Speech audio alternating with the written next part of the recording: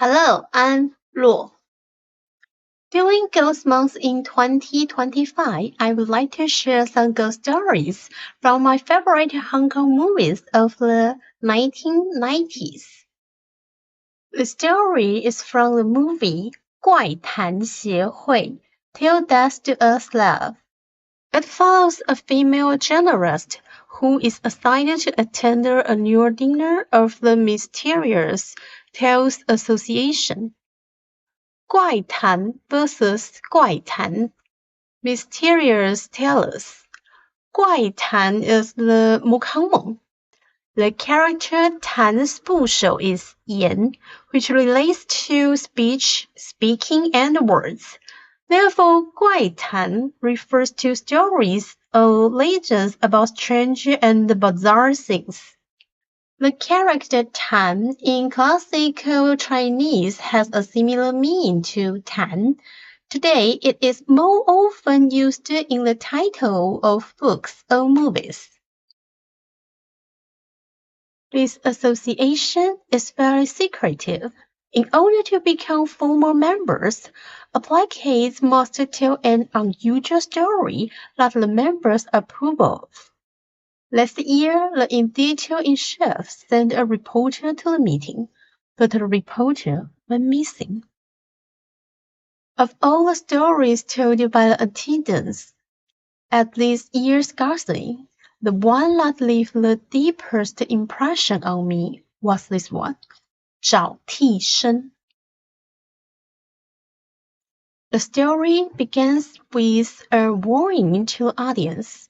Never rent your room to someone similar to you in age, appearance, or looks. Otherwise, something bad might happen. When her boyfriend leaves for 出差, Xiaomi is afraid to be home alone. At her boyfriend's suggestion, she decides to rent out a spare room and phone a roommate. 出差, 短期长期 versus 外派. 出差 is a journey taken for work purposes. 短期出差 business trip, typically a short-term journey lasting from a few days to a couple of weeks. 长期出差 work assignment, a longer-term trip, usually for several months or up to a year or two. 外派 expatriates. It refers to an employee assigned to work at a company's foreign branch for an extended period, often exceeding a couple of years. While putting up her ad, she runs into the priest from a nearby church. The priest, who she has known for years, is as talkative as ever, so she quickly leaves.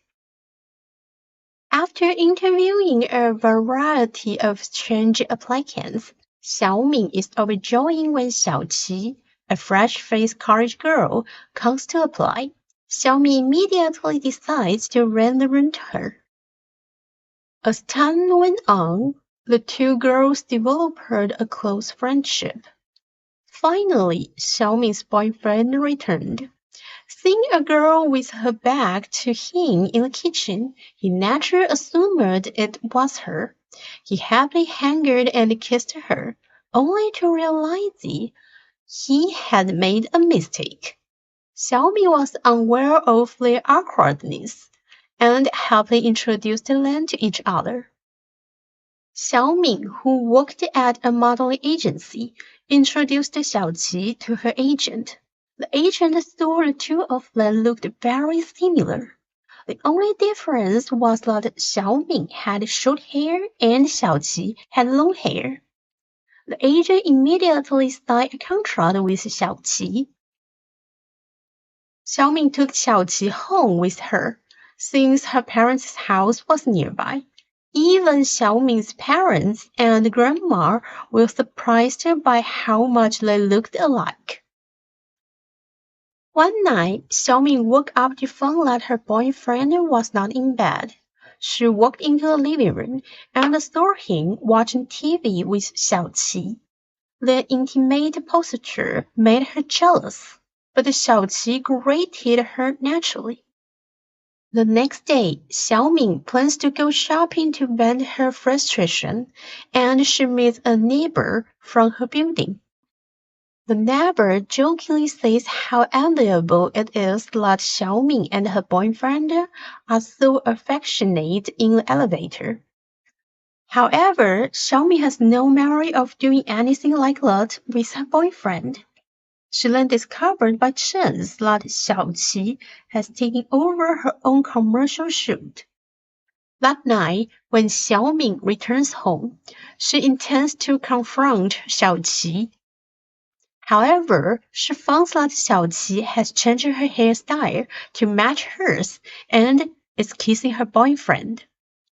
Xiaoming was so angry that she tried to kick Xiaoqi out, but her boyfriend questioned what she was doing. Enraged, Xiaoming calls the police, but they can't tell the two women apart and ask them to show their IDs. Xiaoming takes out her ID, but to her surprise, the photo is Xiaoqi's, even though the name on ID is hers. Instead, the police believe that Xiaoming has a mental problem and remove her from her home. She runs back to her parents' house, crying, but to her shock, her mother calls her Xiaoqi and doesn't recognize her. She stares into the mirror and sees Xiaoqi's reflection. Every photo in her parents' house shows Xiaoqi, not her. Distraught, Xiaoming rushes out into the misty night, and in the depths of the fog, she sees Xiaoqi. In horror, she asks her why she's doing this to her. Xiaoqi slowly asks her if she has ever heard of 找替身. I'm a wandering spirit looking for a stand-in, Xiaoqi says. If no one recognizes the real you, by midnight tomorrow, I can take your place and live your life. Bewildered and helpless, Xiaoming wanders the streets until dawn. Seeing the charge in the sunlight and the priest working out gives her hope. To her surprise, the priest actually recognizes her. She tells him everything that has happened, and he agrees to accompany her to confront Xiaoqi. That night, Xiaoming returned home to find Xiaoqi waiting in the living room as expected. The priest rushed to the door, but Xiaoqi locked him out. After a fierce struggle, Xiaoqi pins Xiaoming down and tries to stab her with a knife. The priest finally breaks in. While Xiaoqi is distracted by the priest, Xiaoming jumps up, grabs the knife, and pins Xiaoqi down. At that moment, the second hand of the clock crosses midnight. Xiaoming feels a sharp pain in the back of her head, and she falls beside Xiaoqi. It was too late. Xiaoming had been replaced by Xiaoqi. The priest believes Xiaoqi is the real one, so he strikes Xiaoming with his cross to drive out the evil spirit. A hand rips down the infrared ad from the wall. The sinner turns to Xiaoming, asking if the rune is still available. The search for 找替身 begins again. Now let's review today's vocabulary. 怪谈, 怪谈, story or legends about strange and bizarre things. 出差, a journey taken for work purposes. 短期出差, business trip. 长期出差, work assignment. 外派, expatriates. Okay, it's today's video.